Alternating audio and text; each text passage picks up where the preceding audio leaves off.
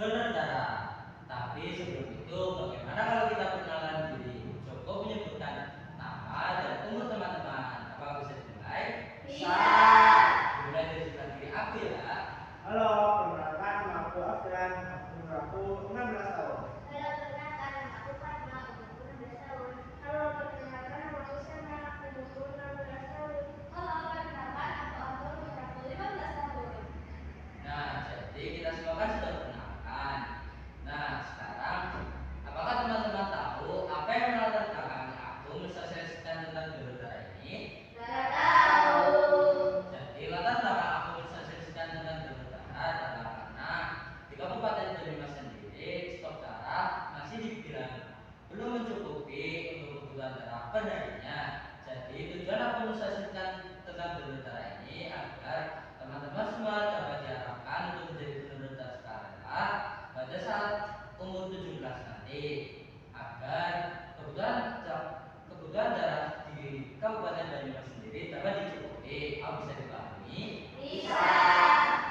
Kalau bisa kita lanjut materi ya. Tapi sebelum itu aku punya media nih. Apa tuh? Namanya Superbox. Ada yang membukanya? Aku. Ya, ayo teman. Wow.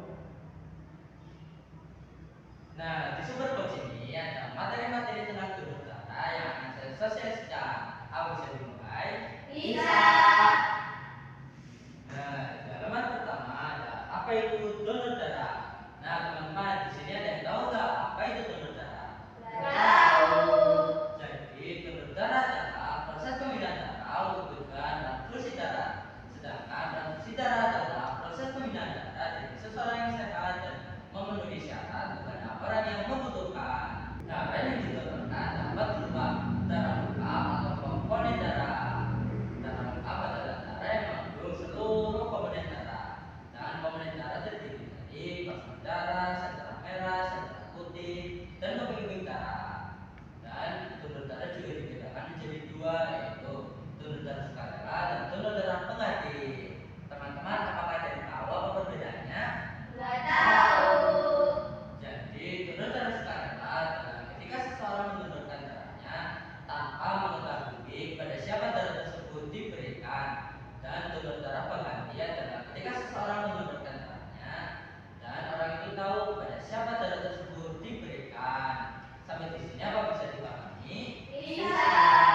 Kalau bisa kita lanjut ya. Oke. Nah, di halaman 2 ada jenis golongan darah dan fungsi darah. Apakah di sini ada yang mengetahui ada berapa jenis golongan darah? Aku 4. Ya, betul sekali. Jadi golongan darah ada 4, yaitu golongan darah A, golongan darah B, golongan darah AB, dan golongan darah O.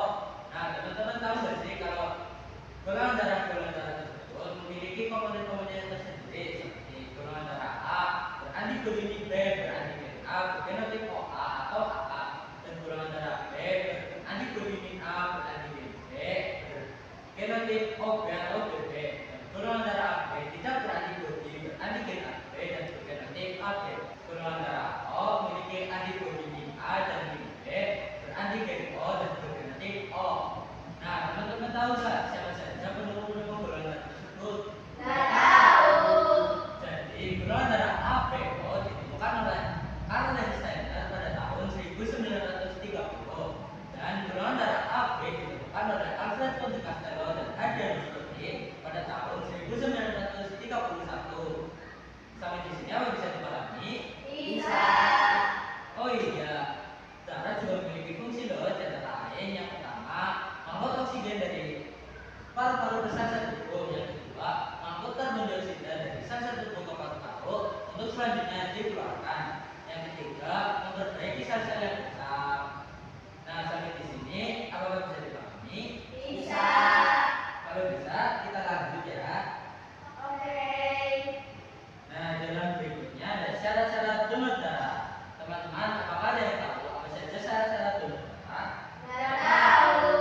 Jadi syarat-syarat donor darah yaitu yang pertama sehat jasmani dan rohaninya, yang kedua usia minimal 17 sampai 60 tahun, yang ketiga berat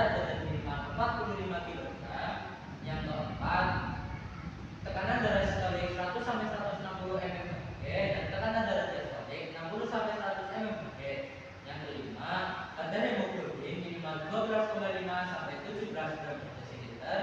Yang keenam, tidak sedang mengonsumsi obat minimal 2 kali 24 jam untuk obat analistik dan minimal 7 hari untuk obat antibiotik. Yang ketujuh, minimal 6 bulan setelah diriwayat ini. Dan yang kedelapan, tidak sedang hamil, menyusui atau haid, tapi ketika haid sudah memasuki hari kelima, maka itu sudah boleh donor ya, tapi dengan minimal B 13,5 gram per desiliter. Dan yang kesembilan, minimal 6 bulan setelah TB, tato, akupuntur atau luka basah. Dan jangan donor darah jika pola hidup seks, homoseksual, minum minuman beralkohol, memiliki riwayat penyakit jantung, dan memiliki riwayat penyakit menular berbahaya seperti HIV/AIDS, sifilis, hepatitis B atau C. Sampai di sini apa bisa dipahami? Bisa. Kalau bisa, kita lanjut ya. Oke. Wah, sudah halaman terakhir aja nih.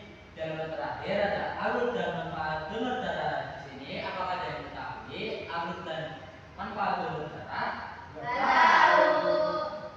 Nah, untuk alur donor darah, aku punya lagu nih.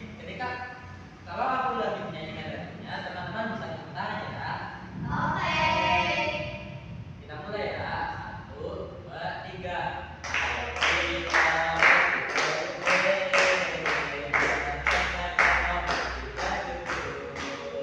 Nah, jadi yang pertama kita pergi ke UTT yang terdekat. UTT yang terletak di Kota Banyumas, serta di Jalan Pengajian nomor 37. Kedua, kita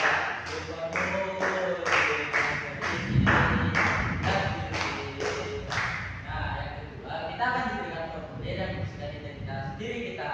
Nah, teman-teman jangan lupa untuk membawa kartu nama seperti kartu pelajar, KTP, atau SIM. Lalu kita berikan sesuai dengan syarat-syaratnya. Nah, nanti teman-teman akan diperiksa sesuai dengan syarat-syarat yang ada seperti cek HP dan lain sebagainya. Cuci tangan,